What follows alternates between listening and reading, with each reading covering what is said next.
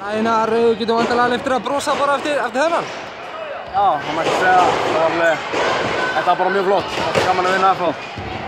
Sem þessum einu marki 8 mörkum, það bara skiptir ekki máli. 2 stig, flott. Hvernig fannst þessi leikur spilast í dag? Það var mjög jafnt í byrjun og svo það fikk við þessu 8 mörkum og við bara gengum á lagi. Goggi með einhver 14 skot í fyrra áleik, það fleytir manni langt í að vinna leiki? Já, hann er algjör svona syndkall. Þannig að það er bara flott í fyrra áleik að taka 14 bolta. Og manni fannst einhvern veginn, það er hérna jafnt í stöðunni 5-5, þið komist í 9-5 og eftir það var einhvern veginn aldrei spurning um það? Nei, kannski ekki. Þeim vantar náttúrulega Ása og Ísak og það munar alveg það. Þeim vantar svona reisturkallana fyrir utan sem geta bombað marki og svona.